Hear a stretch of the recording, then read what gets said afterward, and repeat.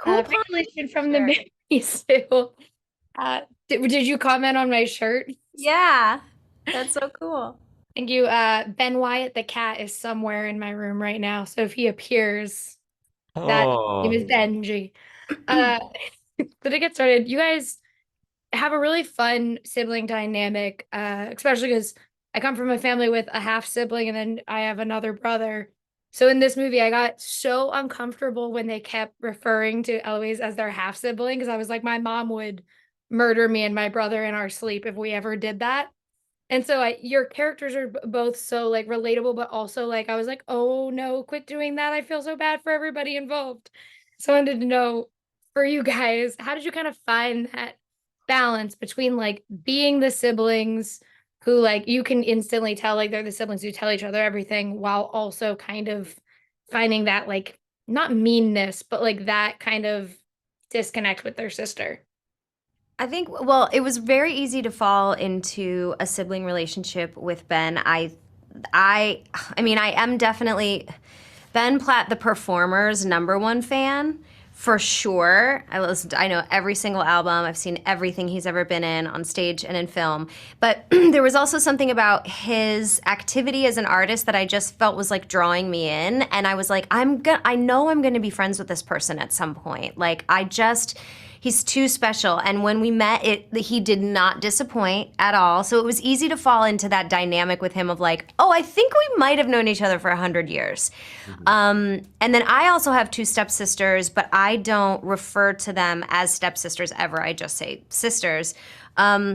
And I think most of the sarcasm and the bite was there on the page. And for me, it's most interesting when I have an inherently unlikable character and I have to challenge the audience by getting you to root for her.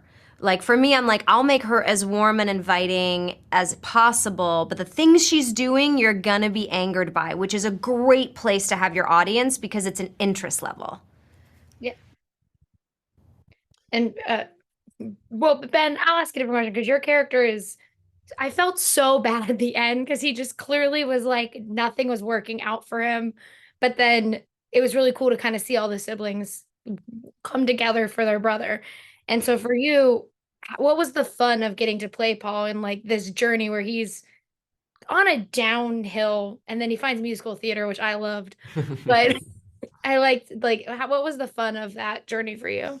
I just loved playing somebody close to myself in ways that I have not been able to do before. I mean, we're obviously still different in many ways, but he's a queer person, and as am I, and he's my own age, and he's got just a similar sense of humor and kind of like sarcasm to me and to people that I surround myself with. And so he was a very familiar voice to me when I read him on the page, and felt very comfortable, kind of relying on instincts that I sometimes have to.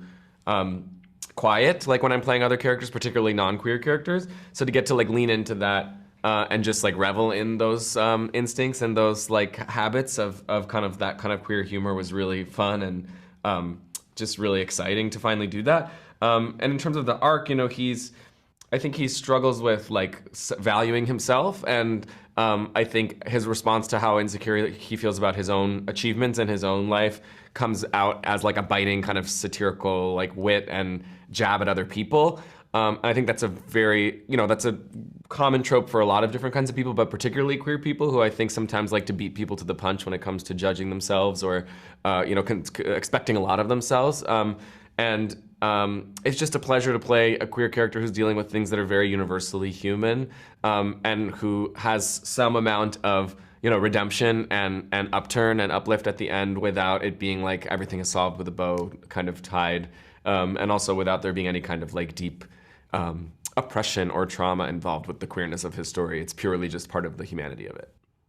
Yeah, I can't wait for everyone to get to see it. I think it's very funny while also making me cry at times. So I can't wait for audiences to get to enjoy it. Thank you so much. Thank Thank you you. guys.